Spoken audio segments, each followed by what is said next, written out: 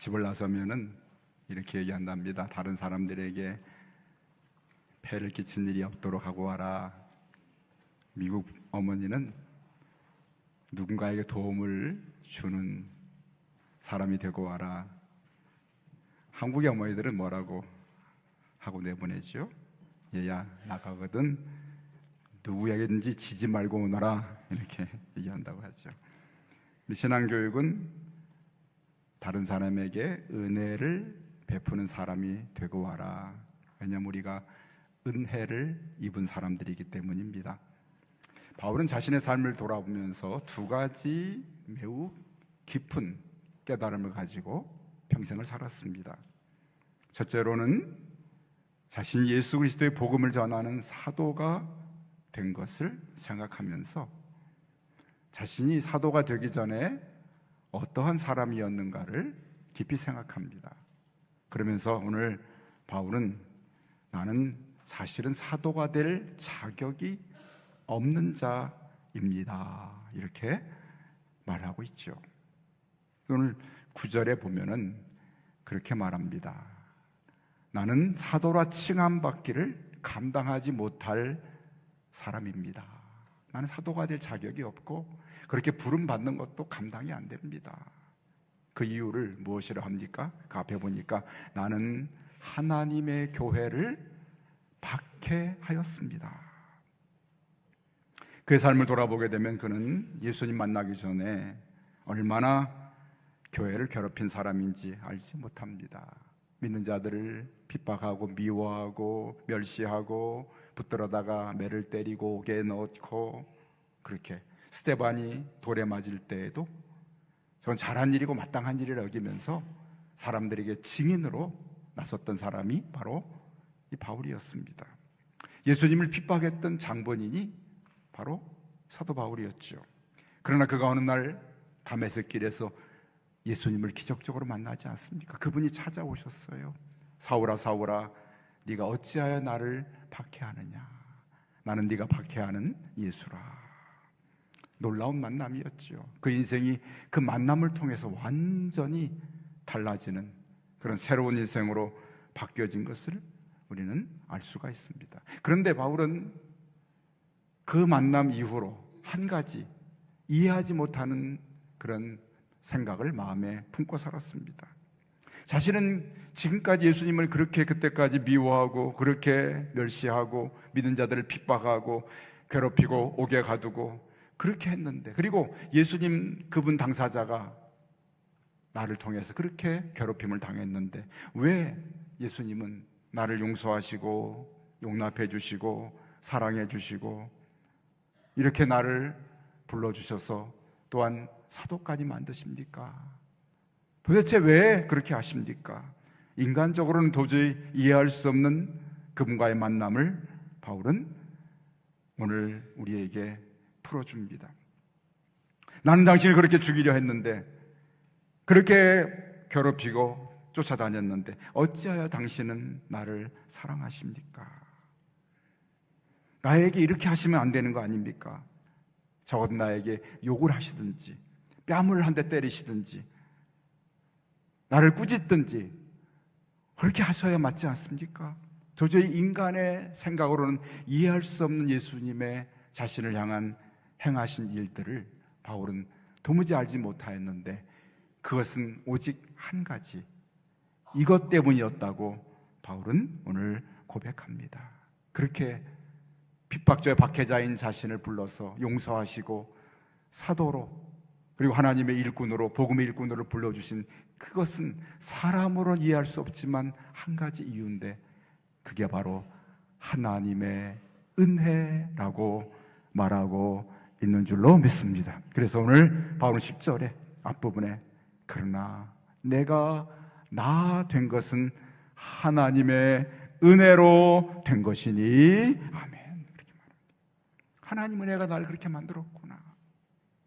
나 같은 자가 복음을 전하는 사도가 되고 그리스도를 증거하는 전파자가 된 것은 바로 하나님의 은혜가 아니었으면 어떻게 내가 이렇게 될 수 있었을까 하면서 자신의 삶에 놀랍게 변화된 그러한 삶의 전환점을 삼게 된 그분과의 만남을 은혜, 하나님의 은혜라 이야기하고, 여기서 바울이 자신의 평생에 생각하고 말하고 살아갔던 삶의 모든 것을 지배했던 하나님의 은혜의 신학이 그의 마음속에 자리하기 시작합니다. 하나님의 은혜를 깨달은 자의 첫 번째 고백이 바로 이것입니다. 나 된 것은 하나님의 은혜입니다 라는 고백이지요. 그렇습니다. 사실은 바울은 사도 될 자격이 없습니다. 사실은 예수님이 12제자가 사도가 되었는데 12제자는 3년 동안 주님을 따라다니지 않았습니까? 천국을 배우고 천국을 전파하는 사람으로 그렇게 3년을 주님을 따르면서 주님을 핍박하지도 않았습니다.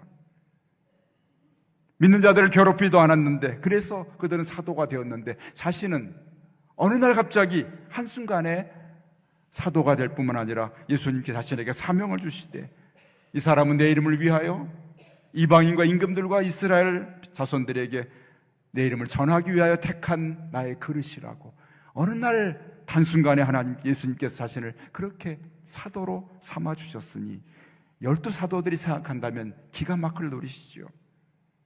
그렇죠? 우리들은 이렇게 3년 동안 주님을 따라서 사도가 됐는데 저 사람은 어떻게 단번에 사도가 되었는가? 이것을 깨달은 오늘 바울은 자신 자체를 이렇게 표현하고 있습니다. 8절에 보니까 나는 만삭되어 되지 못하여 난 자 같습니다. 나는 팔싹동이 같은 존재입니다. 그들을 비하면 나는 정말 온전치 못한 사람처럼 난 사도입니다. 뿐만 아니라 9절에 보니까 나는 사도 중에 가장 작은 자입니다 라고 말합니다. 겸손해서가 아닙니다. 자기를 일부러 낮추려고 한 것이 아닙니다.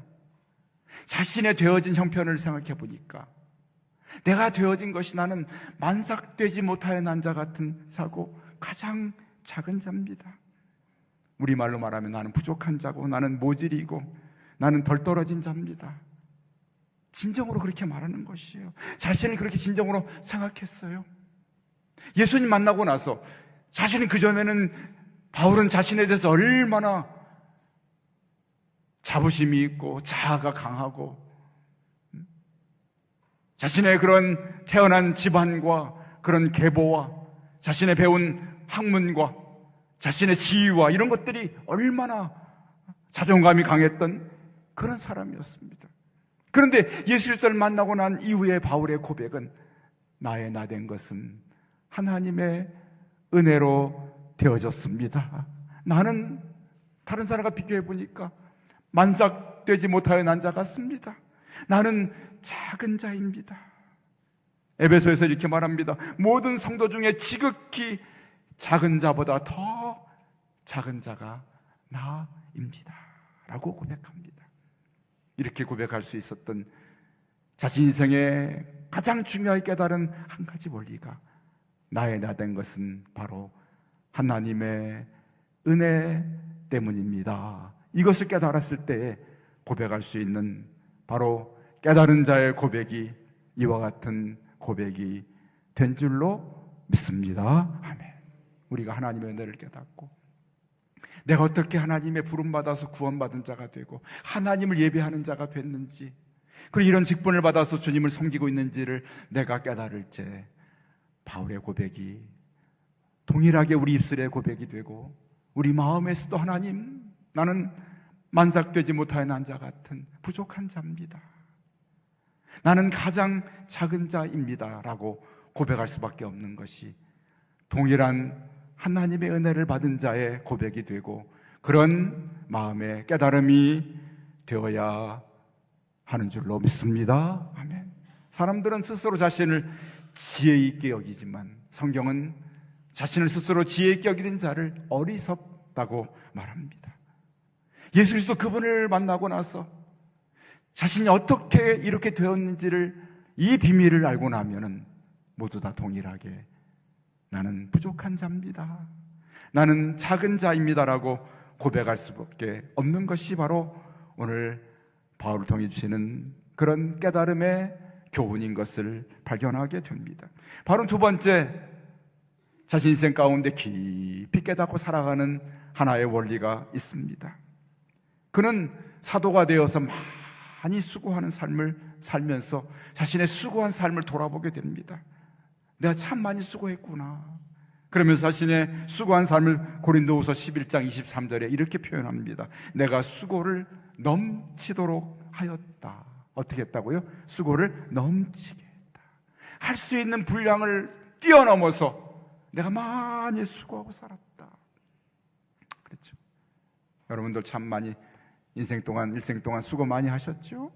우리 인생이 수고로 채워진 인생이기 때문에 그렇습니다. 그래 오늘 바울은 그 인생의 수고 더하기, 넘치도록 주님 위해서 수고하는 삶을 삽니다. 옥에 갇히기도 많이 하고 매도 많이 맞고 태장으로 맞고 40대 하나 가만 배도 맞고 돌로 맞고 배가 파손돼 죽기를 바닷속에서 일주일을 헤매기도 하고 강도의 위험과 강의 위험과 동족의 위험과 이방인의 위험과 시내의 위험, 광야의 위험, 바다의 위험, 거짓 형제들의 위험, 또 수고하고 애쓰고 배고프고 굶주리고 그렇죠? 자지 못하고 춥고 헐벗었던 교회를 또 염려하고 또 때로는 도망할 때 광주리를 타고 성벽에서 타고 내렸던 그러한 삶들을 돌아보면서 참 내가 넘치도록 수고했구나 그렇게 말하면서 자신의 수고의 삶에 대해서 오늘 10절 말씀에 뭐라고 말하고 있는지 여러분 아십니까? 10절 말씀입니다.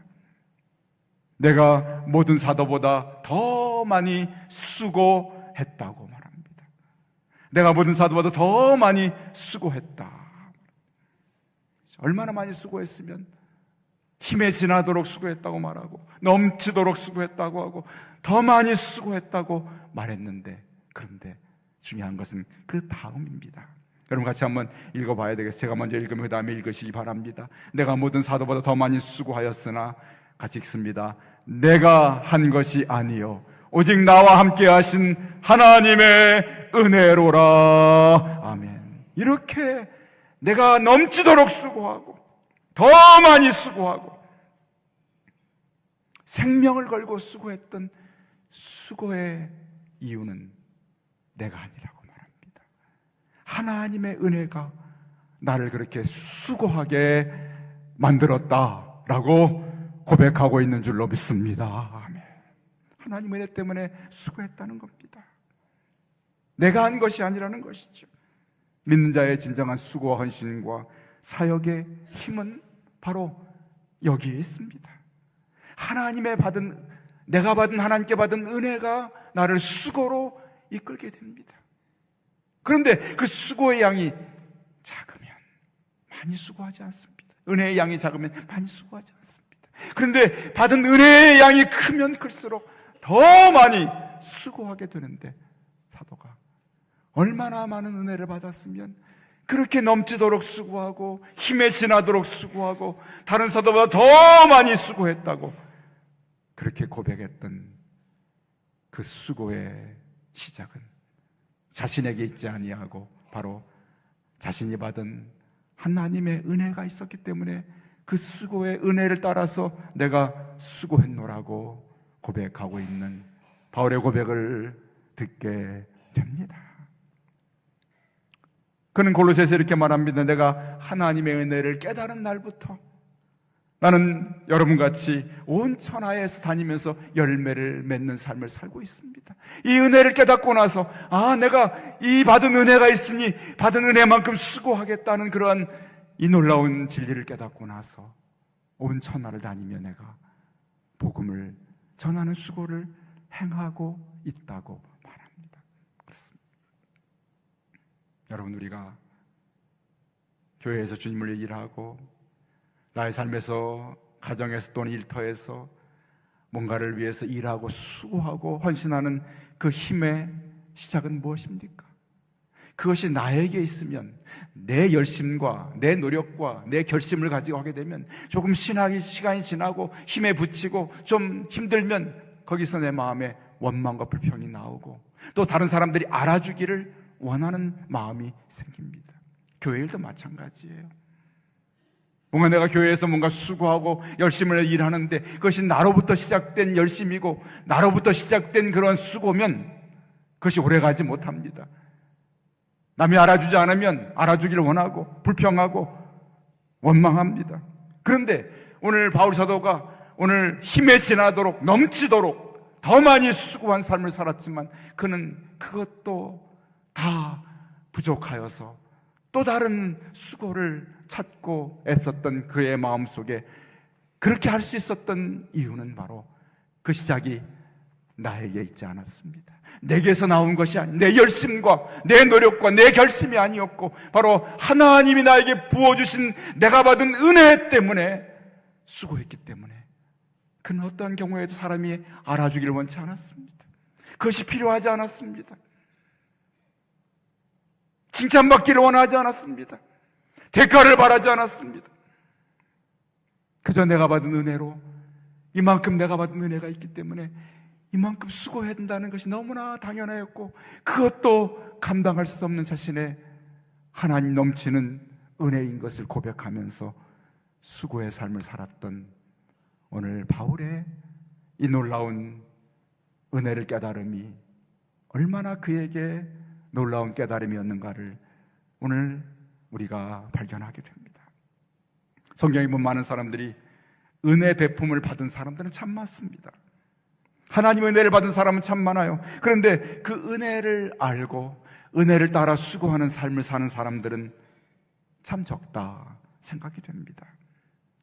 세상 두 종류의 사람이 있죠. 나는 죄인이고 부족함을 알고 나는 하나님께 은혜를 받은 자인 것을 알며 살아가는 사람이 있는가 하면 자신의 죄인됨을 깨닫지 못하고 자신의 힘과 능력으로 살아가는 인생을 사는 사람들이 있는 것을 보게 됩니다. 오늘 한 글을 쓰는 분이 이런 글을 썼습니다. 자신이 한 친구의 집을 방문했는데 일주일 동안 그 집에 머물게 되어 있음. 친구가 말합니다. 친구야, 이 집을 내 집처럼 생각하면 편안하게 이 집에서 모든 걸 다 사용하고 마음껏 누리라고. 그런데 저기 조그마한 방에는 들어가지 마라, 그렇게 부탁을 했습니다. 그렇게 편안한 마음을 가지고 생활을 하다가 마음이 궁금하게 됐어요. 도대체 저 방에 무엇이 있길래 들어가지 말라고 했던가. 궁금해 여겼던 차에 며칠이 지나서 그 방문이 삐끔 열렸는데 그 문을 살짝 들여다봤습니다. 그랬더니 그 방 안에는 그 친구의 동생이 침대에 누워 있는데 움직이지 못하는 그러한 중한 병에 들어서 지금 움직이지 못하는 그런 상황에 있는 친구의 동생이 누워 있었습니다. 그를 곁에서 지키는 어머니가 그 아들을 바라보면서 기도하는 모습을 보았습니다. 그 어머니의 기도는 눈물로 드리는 기도였습니다. 그리고 듣지 반응이 없는 아들에게 말합니다. 내가 너를 낳았고 내가 너에게 생명을 주었는데 내가 너를 사랑하는데 너는 아무 반응이 없구나. 그래서 엄마에게 한번 웃는 얼굴을 보여다오. 엄마에게 사랑받아 행복하다는 그런 표현을 한번 보여달라고 애타게 어머니가 기도하는 모습을 바라보았다고 합니다. 어쩌면 그 누워있는 아들처럼 우리가 하나님께 은혜를 받고 그분에게 사랑을 받았는데 그 사랑받고 은혜 받은 것 하나님 앞에 아무것도 반응하지 못한 아들처럼 우리가 하나님 앞에 아무것도 반응하지 아니하는 그러한 삶을 살고 있는 그런 은혜에 보답하지 못하고 은혜에 반응하지 못하는 우리의 삶의 모습이 그 누워있는 아들의 모습 속에서 발견되지 않는가 하는 글을 읽어보게 됩니다. 오늘 바울은 우리에게 자신의 삶을 통해 교훈하기를 10절 말씀에 이렇게 말합니다. 내가 나 된 것은 하나님의 은혜로 되었는데 내게 주신 그의 은혜가 헛되이 되지 않기를 원한다고 그렇게 말합니다. 그의 삶에서 그렇게 수고했던 이유는 하나님이 나에게 주신 그 은혜가 헛되지 않았으면 좋겠습니다. 헛되지 않았으면 좋겠습니다. 바울은 다른 고린도후서의 말씀에서 너희가 하나님의 은혜를 헛되이 받지 말라고 하는 말씀도 전하고 있습니다.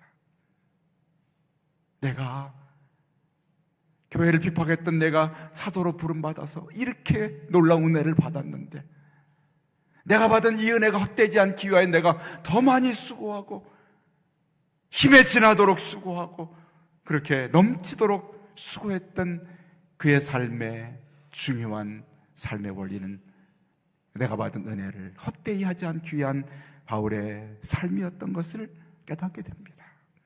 평생 그가 사역했던 삶의 원동력, 힘의 근원은 바로 여기에 있었습니다. 자신이 받은 하나님의 은혜가 그의 삶의 힘이었습니다. 헛되지 않게 하려고 살았습니다. 헛되지 않는 나에게는 그것이 힘이 있고 실패가 없고 능력이 됐다는 이야기죠.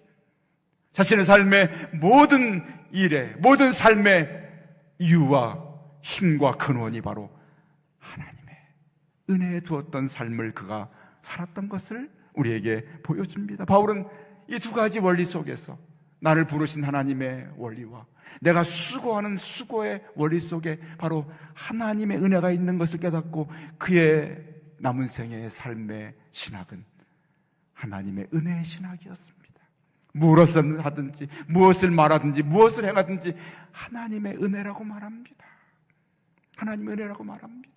자신이 수많은 고난을 당하고 모든 고통과 환난 속에서 셀 수 없는 위기를 넘기고 고비를 넘길 때마다 바울은 말합니다. 내가 받은 하나님 은혜에 비하면 그것들은 아무것도 아닙니다. 그것을 뛰어넘는 은혜를 받았기 때문에 그것은 나에게 괜찮습니다. 나와 상관이 없습니다. 내가 받은 은혜가 있지 않습니까? 라고 고백합니다. 그 새벽의 말씀을 읽으면서 하나님 옆에서 받은 은혜만큼 우리가 일하는 거구나. 하나님 앞에 내가 수고하고 헌신하고 주 앞에서 뭔가 일할 때 내가 받은 은혜의 크기만큼 일하게 돼 있구나.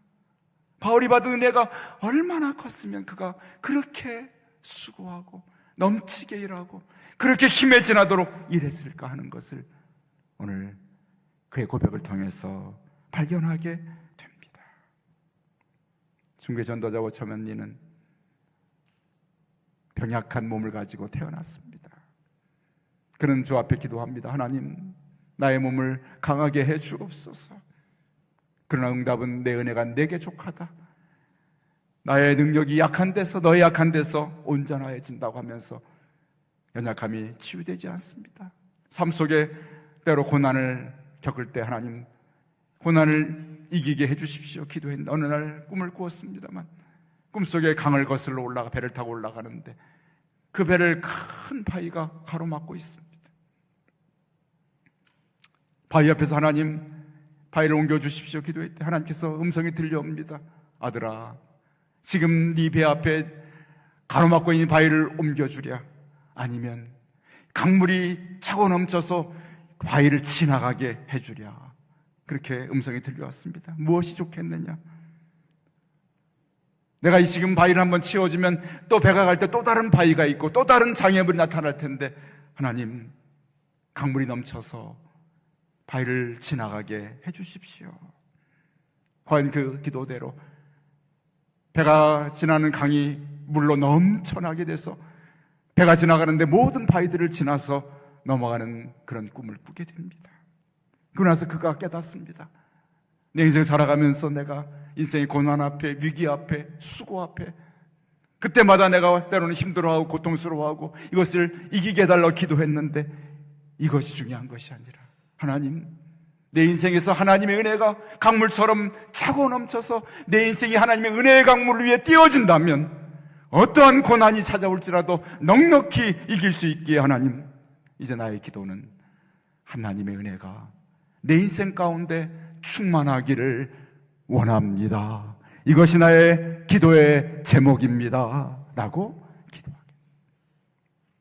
이 놀라운 영적인 진리를 그가 깨닫고 나서 이후에 그는 어떠한 고난 속에서 고난을 붙들고 기도하지 아니하고 하나님, 모든 고난을 넉넉히 이길 수 있는 하나님의 은혜가 내 삶에 넘치게 하여 주옵소서 기도하며 살게 되었습니다. 사도 요한은 예수님 만나고 나서 이렇게 고백합니다. 요한복음 1장 14절이죠. 말씀이 육신되 우리 가운데 거하심에 우리가 그의 영광을 보니 아버지의 영광이요 독생자의 영광이요 은혜와 진리가 충만하더라. 아멘. 예수 그리스도를 그분을 만나고 났더니 요한은 자신 속에 은혜와 진리가 충만하더라. 그리스도 그 안에 은혜를 바라보고 그 안에 충만함을 보게 되면서 16절에 이렇게 말합니다. 또 우리가 다 그의 충만함으로부터 충만해서 받으니 은혜 위에 은혜로라. 아멘. 그리스도께서 받은 그분이 주시는 은혜를 내가 받았는데 그것은 은혜 위에 은혜라고 말합니다. 제가 이미 말씀드렸잖아요. 여러분 올 여름에 혹시나 바닷가에 가시거든 파도를 보시게 될 겁니다. 파도가 밀려오면은 한번 밀려오고 그 다음에 이어서 곧바로 또 다른 파도가 밀려오게 되는데 바로 이것이 은혜 위에 은혜입니다. 지금 내가 살아갈 오늘 은혜가 필요해서 은혜가 밀려왔는데 또 다른 어려움이 찾아오면 그 어려움을 덮을 수 있는 은혜가 또다시 파도와 같이 밀려와서 끝없이 밀려오는 파도처럼 밀려오는 은혜가 그리스도가 펼쳐주시는 은혜 위에 은혜라는 말씀입니다. 은혜 위에 은혜라는 말씀입니다. 끝없이 밀려오는 은혜의 그 근원에는 어디서 그것이 밀려옵니까? 오늘 요한이 고백한 것처럼 바로 그리스도에 가지신 그 충만한 데서 은혜가 밀려오는데 충만한 데는 무엇입니까? 하나님의 무한히 공급하신 은혜, 끝이 없이 쌓아져 있는 은혜가 우리에게 파도처럼 공급되어 밀려옵니다. 하나가 사라지게 무섭게 또 다른 것이 도달합니다. 하나가 나를 죄악의 은혜로 인해 부족하여 죄악이 나를 덮으면, 고난이 나를 덮으면 또 다른 은혜가 밀려와 이를 덮어내서 나를 이겨내게 도와주십니다. 우리 믿는 자의 은혜의 장소에 서 있기만 하면, 은혜의 장소에 우리 나아가기만 하면 하나님이 끝없이 은혜를 공급하신다는 말씀이 바로 은혜 위에 은혜라는 말씀인 것을 깨닫게 하십니다. 여러분, 우리 살아온 날들을 돌아보면서, 교회에 지나온 날들을 돌아보면서 놀라운 하나님의 은혜가 우리를 덮고 계셨던 것을 오늘 깨닫게 됩니다. 바울도 자신의 삶을 돌아보면서 두 가지 은혜를 고백합니다. 나의 나 된 것은 바로 하나님의 은혜입니다.